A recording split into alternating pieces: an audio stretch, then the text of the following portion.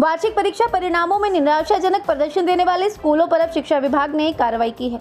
शिक्षा मंत्री रोहित ठाकुर ने कहा, ऐसे स्कूल जहां परीक्षा परिणाम 0 से 25% के बीच रहे हैं, ऐसे स्कूलों को नोटिस जारी किए हैं। साथ ही स्कूलों के अध्यापकों की इंक्रीमेंट भी उस वर्ष के लिए रोक दी गई है। साथ ही इस दौरान एनटीटी भर्ती में जयराम ठाकुर के आरोपों को लेकर शिक्षा मंत्री ने कहा, वर्तमान सरकार एनटीटी की भर्तियां करवा रही है।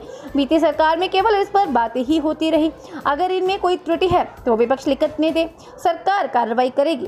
रोहित ठाकुर ने कहा कि जिन स्कूलों का प्रदर्शन खराब रहा उन पर बीते साल भी कार्रवाई की गई थी।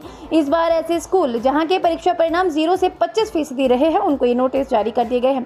शिक्षा मंत्री ने कहा, साथ ही ऐसे स्कूलों में अध्यापकों की भी जवाबदेही तय की गई है और इंक्रीमेंट को उस वर्ष के लिए रोका गया है।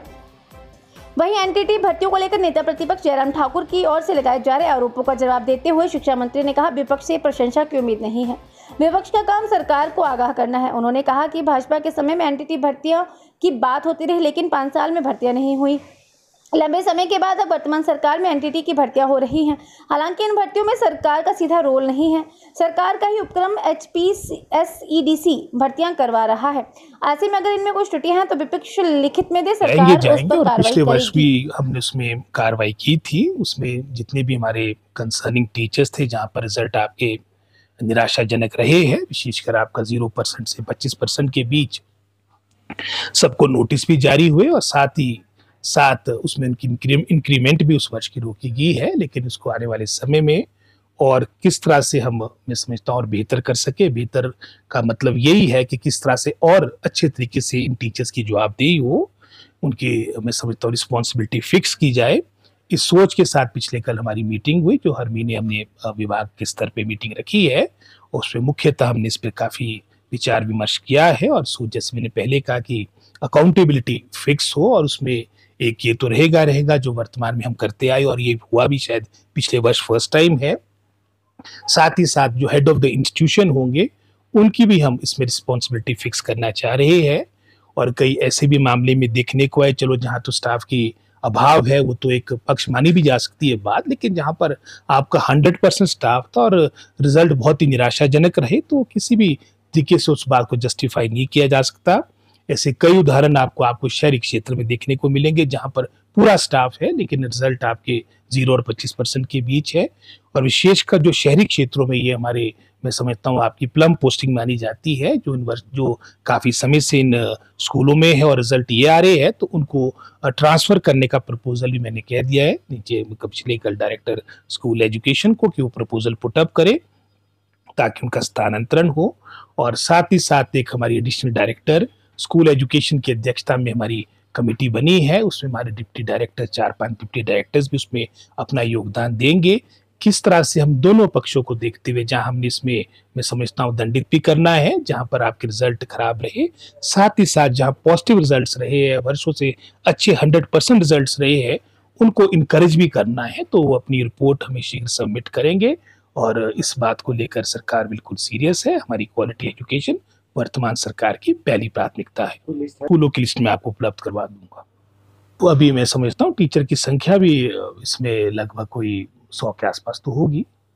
बाकी अभी जो फाइनल फिगर होगा मैं आपसे शेयर करूंगा। लेकिन जैसे मैंने पहले कहा, सोच यही है कि जवाबदेही फिक्स्ड हो, अकाउंटेबिलिटी हो और हमारी बेटर, मैं समझता, वातावरण बने और सभी अपनी जिम्मेदारी के साथ कार्य करें ताकि हमारे परिणाम और बेहतर हो।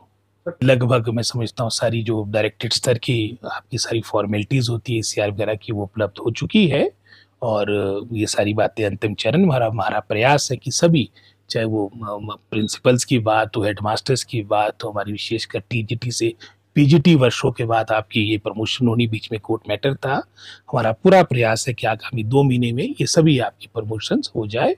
और दूसरे चरण में हमारे जैसे JBT से TGT बनने हैं, दूसरे चरण में हम इसको प्रारंभ करेंगे जहां पर मैं समझता हूँ पिछले वर्ष भी प्रमोशन हुई, लेकिन कुछ कैटेगरीज है जहां वर्षों से प्रमोशन नहीं हुई है। नहीं, सारी बातों पे डिपार्टमेंट ने, प्रशासन नजर रखी है और निश्चित रूप में हमने स्थानीय स्तर पर भी जिलाधीश को और डिप्टी डायरेक्टर्स को कहा है कि कहीं पर भी हो इस तरह की कोई प्राकृतिक आपदा का उनको इस तरह की मैं समझता हूँ संभावना होती है, तो अपने स्तर पर भी वो मैं समझता हूँ छुट्टियां डिक्लेयर कर सकते हैं। जैसे उदाहरण के तौर पे चलो बारिश का तो अभी हमारा क्रम प्रारंभ हुआ, जैसे ऊना में आपकी गर्मियों का काफ़ी एक्सट्रीम हो गया था तो वहाँ पर छुट्टियां डिक्लेयर हो गई थी। तो इसी तरह से हमने लोकल स्तर पे, जिला स्तर पर भी इस तरह के अधिकार दिए हैं कि वो निर्णय कर सके। रिपोर्ट माननीय मुख्यमंत्री जी को उनकी अध्यक्षता में ही हमारी कमेटी की मीटिंग हुई थी, जिसमें मैं, धर्मानी जी, गोमा जी, जो हम इसमें सब कमेटी के सदस्य थे, कैबिनेट के द्वारा बनाए गए, उसमें हमने अपनी रिकमेंडेशन सीएम साहब को दे दी और मुझे पूर्ण आशा है कि उसके बारे में शीघ्र आगामी कार्रवाई होगी। चलो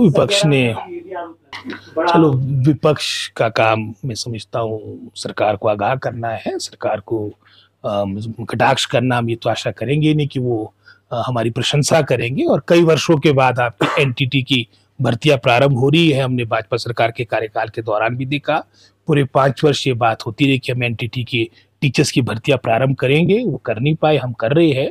तो कहीं ना कहीं वो समस्या भी उनको होगी। अगर कोई इस तरह की त्रुटि यदि लिखित में हमारे को दे, हम निश्चित रूप से कार्रवाई करेंगे। हमारे स्तर पे वैसे इसमें शिक्षा विभाग का कोई ज्यादा रोल नहीं है, एचपीएससीडीसी इस कार्य को कर रहा है, वो भी गवर्नमेंट का कॉर्पोरेशन है। और फिर भी अगर हमारे शिक्षा विभाग के स्तर पे कोई वो संज्ञान में मैटर लाएंगे रिटर्न में, तो निश्चित रूप में हम आगामी कार्रवाई करेंगे। जीरो टॉलरेंस है और निश्चित रूप में इस तरह के जो उदाहरण आप मेरे सामने ला रहे हैं उसमें सख्ती के साथ डिपार्टमेंट डील करेगा।